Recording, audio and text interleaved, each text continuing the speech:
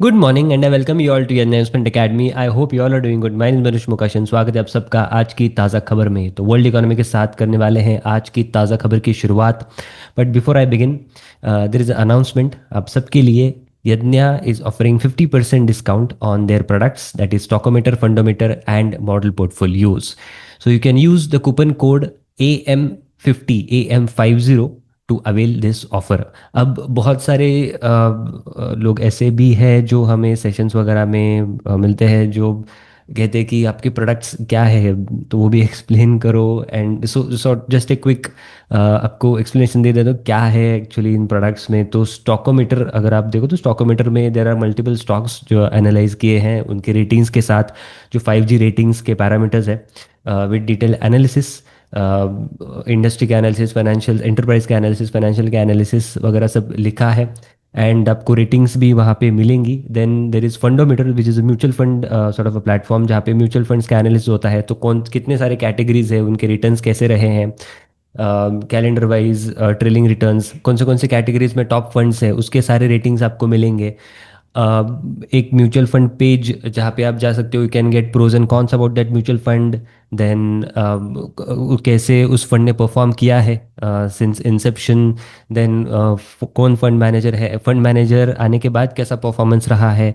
Then कितने stocks है, कौन से स्टॉक्स है, कैसा डाइवर्सिफिकेशन है, ऑल वो सारा डेटा आपको वहाँ पे मिल जाएगा। सारा एनालिसिस आपको बेसिकली वहाँ पे मिल जाएगा। देन मॉडल पोर्टफोलियोज, काफ़ी सारे मॉडल पोर्टफोलियोज भी है। ग्रोथ कॉन्सेप्ट का मॉडल पोर्टफोलियो है विच इज सॉर्ट ऑफ और flagship model portfolio which include stocks and mutual funds both. Then conservative model portfolio, moderate model portfolio. Then there are certain ticket size related model portfolio as well. SIP है, student है, it's for early earners. Then we have small and mid cap, happy earth and EV and green वाला model portfolio, theme वाला भी model portfolio वहाँ पे आपको मिलेगा। सो I hope ये सॉर्ट ऑफ एक क्रिस्प सॉर्ट ऑफ जानकारी आपके लिए यूजफुल होगी। जिनको पता नहीं है कि हमारे प्रोडक्ट्स क्या है, तो you can consider visiting our website and you can use the coupon code AM50 to avail this offer. अब हम बढ़ते हैं अपने न्यूज़ की तरफ। तो ग्लोबल न्यूज़ में सबसे पहले थोड़े ग्लोबल अपडेट्स ले लेते हैं। तो from Friday we have seen कि नए टेंशंस, अनदर टेंशंस इमर्ज हुए हैं Israel and Iran war related. And उसके बाद यूएस में एक कंज्यूमर स्पेंडिंग का भी थोड़ा डेटा आया है। लाइक दे आर सेइंग कि weaker than expected retail sales आए हैं, that is showing slow down in the consumer spending. तो वो भी एक खराब चीज़ यहाँ पे दिखी है। एंड ब्रॉडली अगर हम देखें तो मतलब डिस्पाइट ये टेंशंस है, ऑयल प्राइजेस ने रिएक्ट किया है इस पे, थोड़ी बहुत बड़े ऑयल प्राइजेस। बट इसके अलावा मतलब डिस्पाइट दैट मार्केट्स ने ज़्यादा रिएक्ट नहीं किया है। अगर हम देखें प्लस और माइनस, इवन इंडियन मार्केट्स 1 और 2% प्लस और माइनस। क्योंकि एक चीज़ यही बोली जा रही है स्पेशली एनालिस्ट कम्युनिटी में कि यूएस में अच्छा खासा प्रोडक्शन हो रहा है ऑयल का, प्लस ओपेक प्लस जो नेशंस है they are also actively supplying oil to the market. जहाँ पे इस कारण की वजह से वोलेटिलिटी जो है तो वो सॉर्ट ऑफ कम हो रही है। एंड इसके अलावा डोनाल्ड ट्रंप ने ट्वीट किया है कि इवैक्यूएशन हो फ्रॉम तेहरान से। यस सेड कि Trump's comments on social media platform irritated Iran must not be allowed to develop nuclear weapons and emphasized immediate evacuation। तो इसकी वजह से भी एक सॉर्ट ऑफ अगेन एक रिपल इफेक्ट दिखा है एंड जियोपॉलिटिकल टेंशंस यहाँ पे और भी बड़े हैं। अब ब्रॉडली अगर हम देखें तो मिडल ईस्ट में टेंशंस रहे ही थे पहले से ही, बिकॉज अगर आप देखो 2010-11 से मतलब वहाँ पे अरब स्प्रिंग वगैरह स्टार्ट हुआ था। Then Syria crisis, Syria war, and then उसके बाद यमन, एंड देन उसके बाद again supply chain issues. And उसके बाद अगेन कोविड, एंड कोविड के पहले भी थोड़ा बहुत एक ईरान के साथ सॉर्ट ऑफ एक अटैक हुआ था। एंड उसके बाद वी हैव सीन कि Russia Ukraine, then Israel related, Israel Gaza, then again Israel Iran. So Middle East में टेंशंस रहे ही है। But despite that India specifically अगर हम बात करें तो India has done well. And India का स्टांस भी यहाँ पे न्यूट्रल ही, ब्रॉडली मतलब न्यूट्रल ही रहा है, बिकॉज अगेन 4 बार पोर्ट इंडिया को बनाना है। तो वहाँ से कनेक्टिविटी वगैरह होगी इंडिया के लिए अच्छी खासी। तो ब्रॉडली इंडिया का स्टांस यहाँ पे न्यूट्रल ही रहा है। एंड देन इसके अलावा अगर हम यूएस रिटेल सेल्स की अगर हम बात करें, that for the month of May that decline by 0.9%, far worse than the anticipated 0.6% drop. Again एक sort of slow down in the consumer spending ये यहाँ पे दिखा रहा है। देन अब हम नेक्स्ट न्यूज़ के बारे में बात करते हैं। Bank of Japan to slow pace of bond tapering next year as fresh risks emerge. तो इनके जो शॉर्ट टर्म इंटरेस्ट रेट्स है बैंक ऑफ जापान ने सेम रखे हैं 0.5% पे, नो चेंज। एंड इसके अलावा they have announce plans to slow the pace of bond tapering starting the next physical year. अब इसका मतलब क्या है? तो बैंक ऑफ जापान अगर हम देखें तो रेगुलरली बॉन्ड वगैरह बाय करता है। क्यों? बिकॉज इंटरेस्ट रेट्स को कम रखना है। अब इंटरेस्ट रेट्स को क्यों कम रखना है? बिकॉज इकोनॉमी को सपोर्ट देना है। तो ये रीज़न है। अब दे आर सेइंग कि they want to reduce, that is taper those purchases gradually. तो पहले उनकी जो उनका जो प्लान था to reduce the bond buying, that is bond buying कम करनी है बाय 400 बिलियन येन पर क्वार्टर। बट वो अब कह रहे हैं कि हम वो कम करेंगे बाय 200 बिलियन येन पर क्वार्टर। तो मतलब bond buying they are going to increase. So अब ये क्यों है? बिकॉज ग्लोबल अनसर्टेनिटीज, मतलब पैसा बेसिकली ज़्यादा वो सप्लाई करेंगे as compare to what they had planned earlier. अब ये क्यों है? तो फ्रेश ग्लोबल अनसर्टेनिटीज है, यूएस टैरिफ्स है, मिडिल ईस्ट के टेंशन्स है, तो इसकी वजह से दे आर सेइंग। एंड ये डीले सॉर्ट ऑफ ये क्यों कर रहे हैं? बिकॉज एक तो to avoid shocks in the market and एक स्मूथ टेपरिंग की तरफ वो बढ़े, ऐसा उनका यहाँ पे कहना है। वो अच्छा खासा मतलब वोलेटिलिटी भी यहाँ पे प्रिवेंट करना चाहते हैं। अब हम बढ़ते हैं अपने इंडियन इकोनॉमी न्यूज़ की तरफ। तो सबसे पहले हमारे जो आरबीआई गवर्नर है उन्होंने बोला he is hinting at more room for rate cuts if inflation keeps cooling. Now this sort of a positive one because recently 50 basis points का कट किया एंड स्टांस चेंज किया था फ्रॉम अकोमोडेटिव टू न्यूट्रल। अब accommodative sort of expansionary आप कह सकते हैं, neutral इधर वे, राइट। एंड इसका मतलब मार्केट ने भी इसको एक सॉर्ट ऑफ कॉशियसली ही लिया बिकॉज अगर न्यूट्रल है तो इधर वे भी जा सकते हैं, so liquidity tightening sort of भी सिचुएशन हो सकती है। बट इन्होंने कहा है कि अगर इन्फ्लेशन कूल होता रहा, इन्फ्लेशन कम होता रहा, सो देन और भी यहाँ पे रेट कट्स आ सकते हैं। एंड इसके बावजूद अगर हम देखें तो सीआरआर भी कट किया है। इसके बाद काफ़ी सारी लिक्विडिटी भी पुश इन हो रही है in the markets. And overall अगर हम देखें तो मे बी FY 26 एक सॉर्ट ऑफ एक मे बी अनदर एक डल ईयर हो सकता है बिकॉज वो लीड लैग इम्पैक्ट होता है फॉर बैंक्स।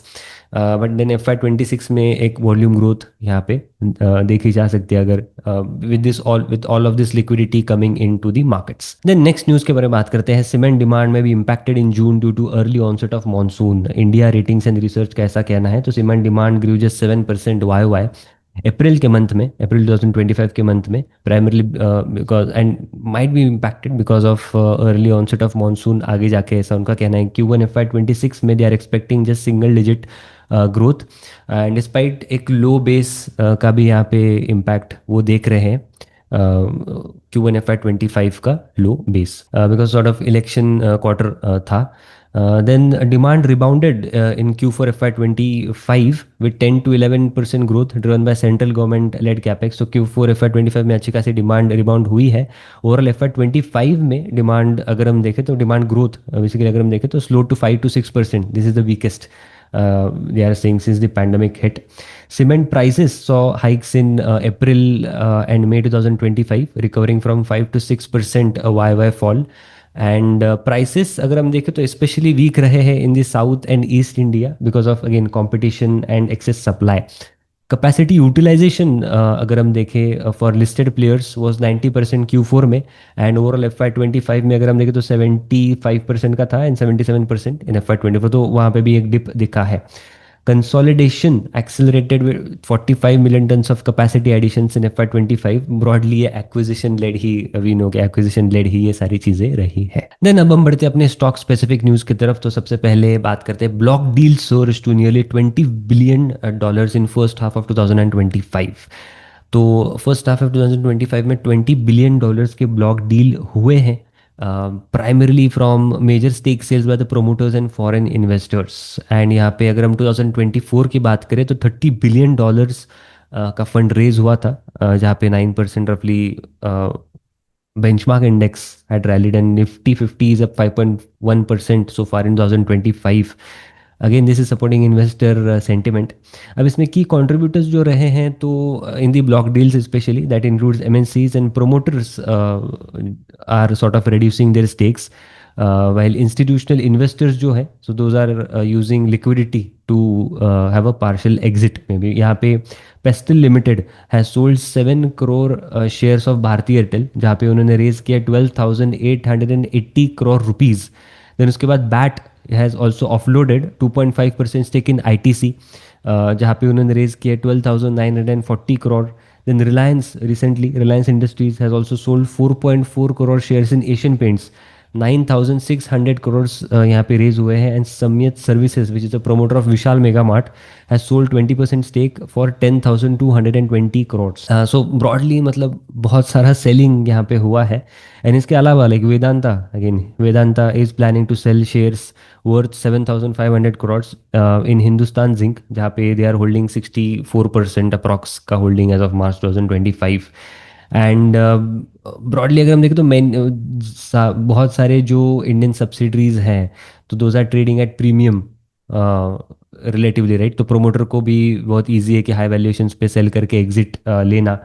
एंड जो बड़े बड़े इंस्टीट्यूशनल इन्वेस्टर्स है, म्यूचुअल फंड्स है जिनके पास बहुत सारा कैश है, तो वहाँ पे मतलब वो म्यूचुअल फंड्स ने भी थोड़ी बहुत अलोकेशन ली है फ्रॉम दिस सेलिंग, मतलब जिन्होंने सेल किया वहाँ उसे उन्हीं से शेयर्स वगैरह परचेस किए हैं। Specially I think Vishal mega Mart में बाइंग आई है from the mutual funds. I think SBI की बाइंग आई है।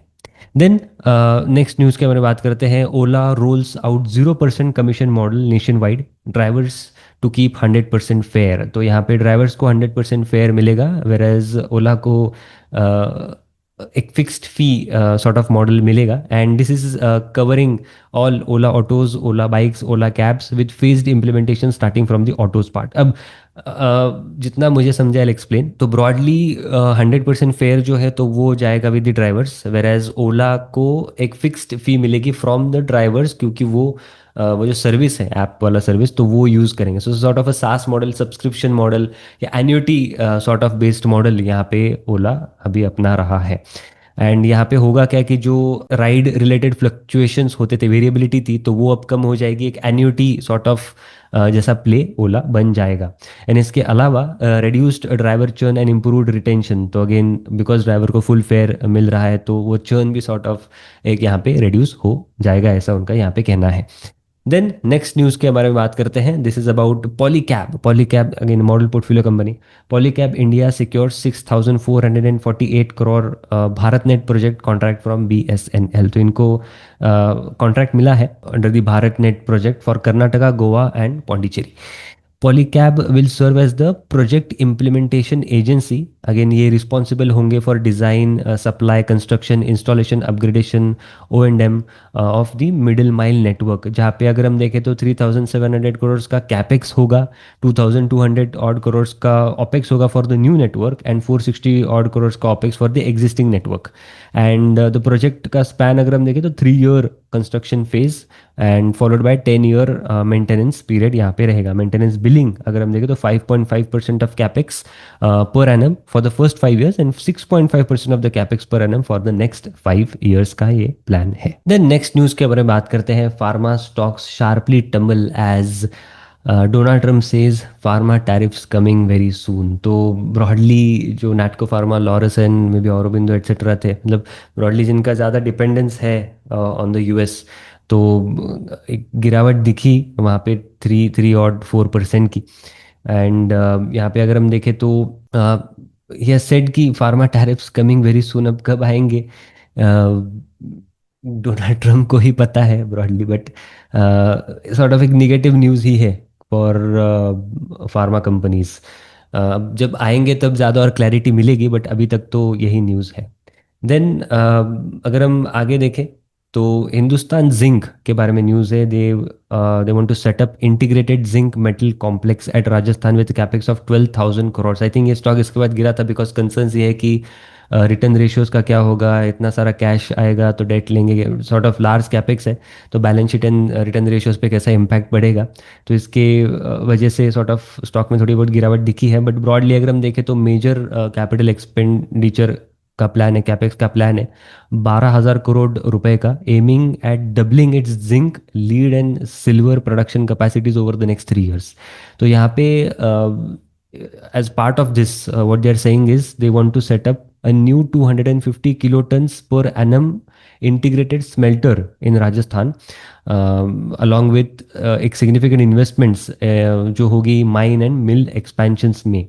एंड बोर्ड ऑफ डायरेक्टर्स ने अप्रूव किया है प्रोजेक्ट, जहाँ पे टाइमलाइन इज एक्सपेक्टेड कि 36 month, that is 3 years odd में सारे प्रोजेक्ट कंप्लीट होगा, जो कि हेल्प करेगा डिमांड को मीट करने में, growing domestic and global demand for zinc and allied metals. इनके जो सीईओ है मिस्टर अरुण मिश्रा जी, इन्होंने भी बोला है कि जो एक्सपेंशन है प्रोजेक्ट का, मतलब सारा जो एक्सपेंशन है 12,000 करोड़ का, ये अलाइंड है इंडिया के राइजिंग इकोनॉमिक नीड्स के तरफ एंड बिकमिंग सेल्फ रिलायंट जो सारे क्रिटिकल मेटल्स है उसके प्रोडक्शन में। देन लास्टली बात करते हैं, SEBI approves NSE's expiry day change to Tuesday, BSE to Thursday. तो यहाँ पे एनएससी की जो एक्सपायरी है, like SEBI has approved to shift its weekly expiry day for index derivatives to Tuesday, NSE के लिए।